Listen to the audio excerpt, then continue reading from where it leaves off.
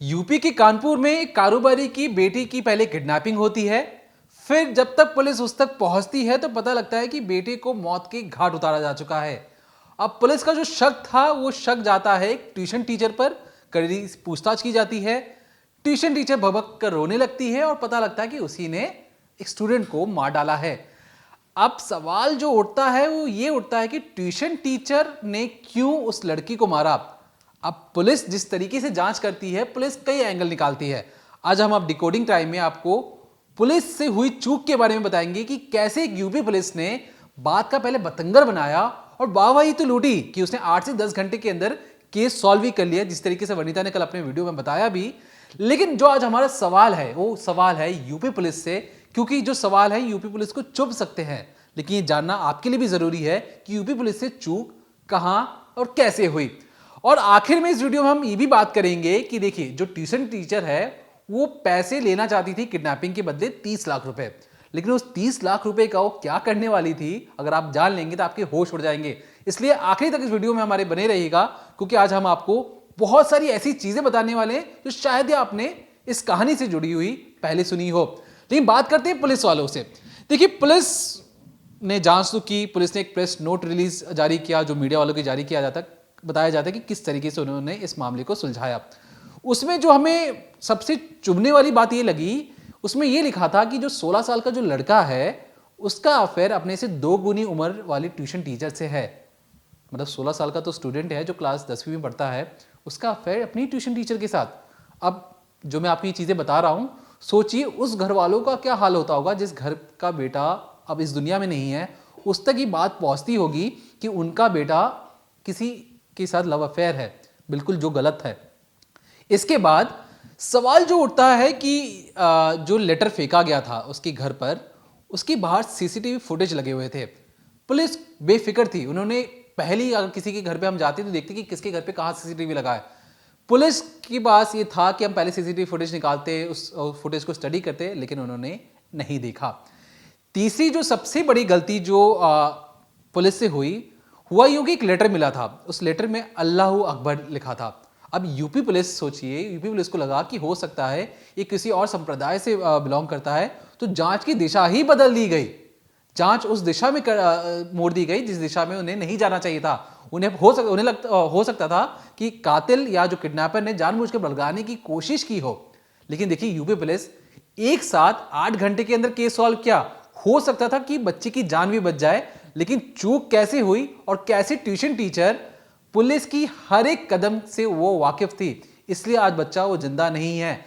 लेकिन जो सवाल ये उठता है कि अल्लाह अकबर आपने समझ लिया कि यूपी पुलिस पहले किस एंगल से जांच कर रही थी।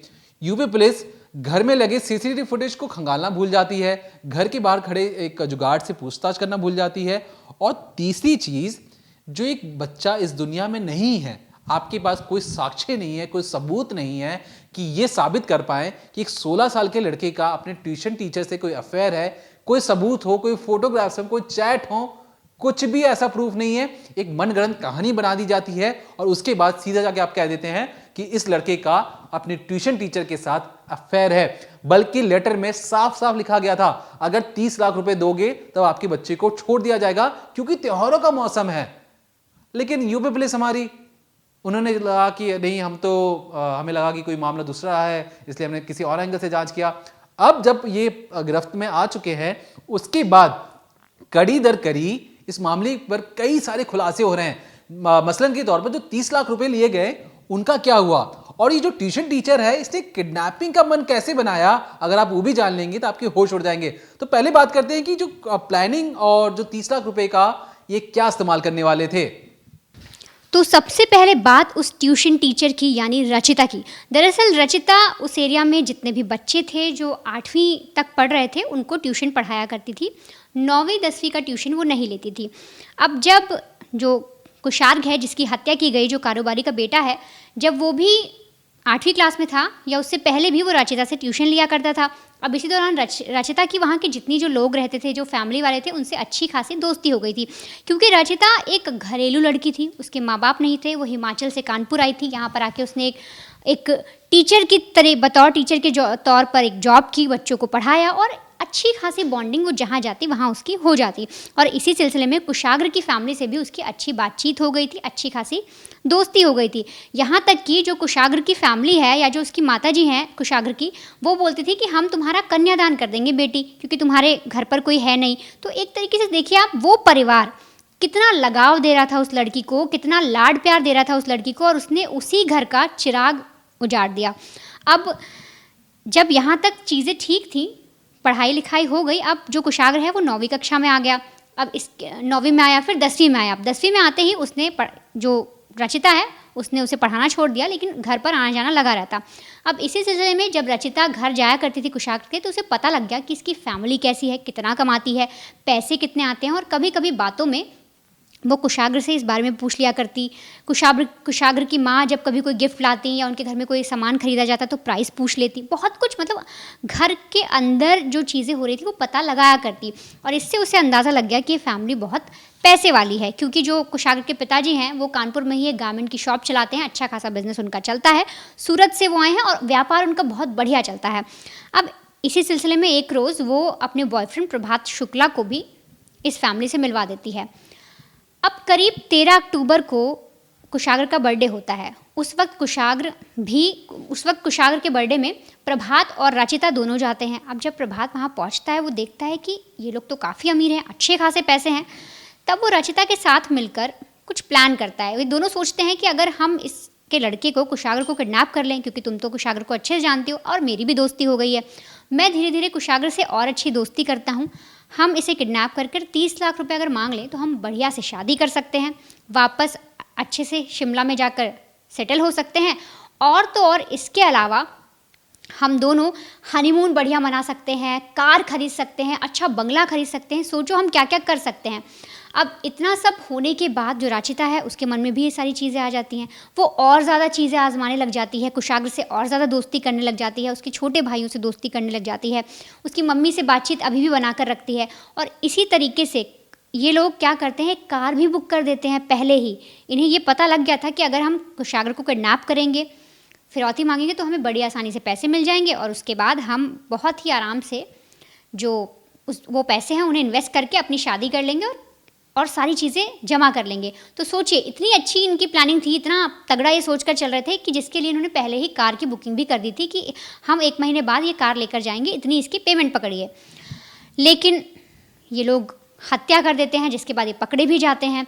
और ये सारी चीज़ लेने के लिए 4 बजे सोमवार के दिन ये लोग कुशाग्र को आधे रास्ते में रोक लेते हैं जब वो कोचिंग जाने वाला होता है। फिर आपने कल भी आपने वीडियो देखा होगा क्राइम तक पर, एक सीसीटीवी फुटेज है जिसमें साफ देखा जा रहा है कि आगे आगे जो है वो प्रभात शुक्ला चल रहा है, उसके पीछे कुशाग्र चल रहा है, उसने हेलमेट पहना हुआ है। वो उसको लेकर जाते हैं अपने एक रूम में, जहाँ पर वहाँ ले जाकर उसे बंद कर देते हैं, उसे किडनैप कर लेते हैं। और किडनैप करने के बाद करीब 4 बजे जब ये लोग अंदर उस कोठरी में घुसते हैं, उस स्टोर में घुसते हैं, तो 40 मिनट बाद ये जो वापस बाहर निकल कर आते हैं उसमें रचिता और प्रभात होते हैं, बल्कि कुशाग्र अंदर ही बंद होता है। इसके बाद पूरी प्लानिंग की जाती है, यहाँ तक कि स्कूटी का नंबर भी चेंज किया जाता है कि कोई पकड़ ना पाए। फिर लेटर का इंतजाम किया जाता है, और लेटर भेजने के लिए जो प्रभात का दोस्त है जो बगल में किराए पर रहता है, आर्यन जिसका नाम है, उससे सेट किया जाता है और बाकायदा लेटर लिखा जाता है। लेटर में स्टार्टिंग का जो पेज होता है उसमें लिखते हैं, अल्लाह अकबर, हम नहीं चाहते आपका त्यौहार ख़राब हो, अगर आप बेटे को चाहते हैं अपने ज़िंदा आप, तो आप इस जगह पर ऐसे ऐसे हमें इतने 30 लाख रुपए दे दीजिए।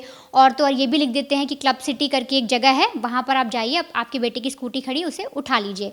तो ये सारी चीज़ें यहाँ तक इन्होंने तय कर दी। और उसके बाद आर्यन को भेज दिया जाता है, जिसका सीसीटीवी भी आप लोगों ने देखा कि जो आर्यन है वो उतरता है उस स्कूटी से, उसने मुंह पर कपड़ा बांधा है, हेलमेट लगाया, फिर जाकर वो पत्थर में वो चिट्ठी चिपका कर, मतलब उसको मरोड़ के पत्थर से लगा देता है और फिर वो फेंक देता है उनके घर के आगे। जिसके बाद रात 8:30 बजे वो चिट्ठी घर वालों को मिलती है और उनके होश उड़ जाते हैं, और वो लोग पुलिस को बताते हैं। और पुलिस किस तरीके से इसकी इन्वेस्टिगेशन करती है, पुलिस किस तरह से फेल होती है, ये आपको पहले भी दीपक ने बताया। कितने सारे क्वेश्चन उठ रहे हैं, जैसे कि पुलिस अब बोल रही है कि जो प्रभात है वो जल रहा था कि जो कुशाग्र है उसकी टीचर यानी रचिता के साथ एक तरीके से अफेयर है, इसलिए उसने मार दिया। तो अगर रचिता और कुशाग्र का अफेयर होता तो क्या रचिता कुशाग्र को मारने देती? ऐसा नहीं होता। अब रचिता और प्रभात में दोस्ती कैसे हुई, ये दोनों गर्लफ्रेंड बॉयफ्रेंड कैसे बने? तो रचिता 12 साल पहले अपने पापा के साथ प्रभात के घर पर किराए के तौर पर रहने आई थी। अब किराए पर रहते रहते इनके बीच में मोहब्बत कब ऐसी पनपी कि दोनों लिव इन में रहने लगे। पहले तो पूरे इलाके में इन्हें इनके जो संबंध थे या इनका जो रिलेशन था पहले अच्छा नहीं समझा जा रहा था, लेकिन जिस तरीके से रचिता ने अपना पढ़ी लिखी थी, सबको ट्यूशन पढ़ाती थी, तो सबने कहा कि ठीक है चलो लिव इन में रह रहे हैं तो कोई गलत काम तो नहीं कर रहे हैं। इसके बाद दोनों में प्यार जो था परवान चढ़ने लगा। दोनों ने देखा कि जो इसका बॉयफ्रेंड था प्रभात, उसका जो बिजनेस था इलायची का वो उतना चला नहीं, और जो रचिता था उसका जो ट्यूशन पढ़ा के जो पैसे आ रहे थे वो इतने पैसे नहीं आ रहे थे कि एक लाइविश लाइफस्टाइल जी पाए। तो दोनों ने सोचा कि क्यों ना कुछ ऐसा किया जाए कि जिससे ये लोग एक लाइविश लाइफस्टाइल जिए। हनीमून पर वो हिमाचल जाना चाहते थे, घर लेना चाहते थे, और 30 लाख रुपए लेने के बाद उन्हें समझ में आया कि घर, गाड़ी और ये सब घूमने के बाद भी पैसे बचेंगे तो इसका कुछ बिजनेस या स्टार्टअप कर लें, लेकिन इतने पैसे कौन देगा। तब जाकर बर्थडे पार्टी से एक आइडिया आता है कि इस बेटे को किडनैप किया जाए, क्योंकि ये इसके घर पे जो आलीशान जो चीज़ें हैं वो कोई छोटी मोटी नहीं है। तो जो दूसरा लेटर है मैं आपको पढ़ के बता देता हूँ वो क्या लिखा है। पैसे का इंतजाम होते ही घर पर पूजन वाले झंडे लगा देना। मतलब अगर पैसे का इंतजाम हो जाए तो घर के बाहर आप इशारे के तौर पर झंडा लगा देना।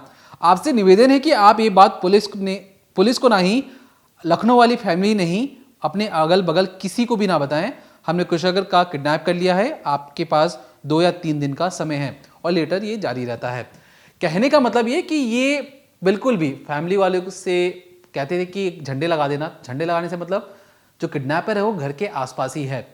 अब पुलिस तक भी बात जाती है तो पुलिस को भी समझ में नहीं आता कि कैसे पकड़ा जाए। तो पुलिस पूछती है परिवार वालों से कि आपको किस किस पर शक है। तो पुलिस, परिवार वाले नाम बताते हैं, देखिए हमारे घर पे ये भी आते हैं, ये भी आते हैं। तो उसमें से नाम के तौर पर रचिता का नाम भी आया, लेकिन रचिता बहुत ही, किसी को शक नहीं जाता क्योंकि रचिता पढ़ाने वाली लड़की थी, तो किसी को भी उस पर शक नहीं हुआ। अब जब पुलिस को समझ में आया कि चलो रचिता नाम की लड़की है, रचिता की कुंडली खंगाली गई तो बिल्कुल साफ सुथरी थी, बाकी और लोगों पे भी ऐसी जांच बैठाई गई। लेकिन जब ये लेटर में जो चीज़ें लिखी थी उन्हें लग रहा था कि फैमिली से ये जुड़े हुए लोग हैं, क्योंकि बार बार ये कह रहे थे त्योहारों का मौसम है, अगर आप चाहते हो आपका बच्चा सलामत रहे तो पैसे दे दो। अब रचिता, पुलिस अपना काम कर रही है, रचिता बैकग्राउंड में क्या कर रही है, रचिता के रिलेशन उस फैमिली से इतने अच्छे हैं कि उसकी मामा से ही लगातार फ़ोन पर कांटेक्ट में थी, कि मामा से पूछती कि पुलिस वाले क्या कर रहे हैं, और खूब जोर जोर से नाटक करना कि अरे आपका बेटा किडनैप हो गया है, मुझे उससे बहुत फिक्र हो रही है उसकी। तो मामा से पल पल की खबर ले रही थी। अब मामा ने बताया कि देखो पुलिस आज रेड करने वाली है, पुलिस को पता लग चुका है, पुलिस को सीसीटीवी फुटेज मिल चुका है। तब जाकर रात के समय ये सोचते हैं कि पुलिस उन तक पहुंच सकती है, तो क्यों ना लड़की को रास्ते से हटा दिया जाए।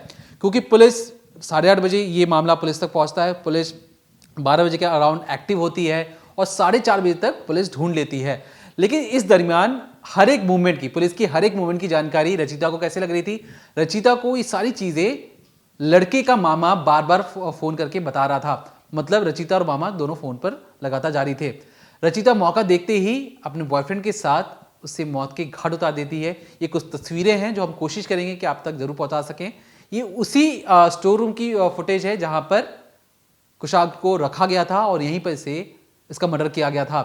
अब रचिता बाहर तो निकल जाती है, जब ये बाहर निकलने वाली जो फुटेज है और जो अंदर जाने वाली फुटेज है, इस पर साफ तौर पर इन दोनों की तस्वीरें कैद हो जाती हैं, जिसके बाद पुलिस इन तक पहुंचती है और इनसे कड़ाई से पूछताछ करती है। जिसके बाद जो रचिता है वो फफक के रोने लगती है और कहती है कि ठीक है भैया, मैंने किडनैप किया था, मुझे पैसों की जरूरत थी।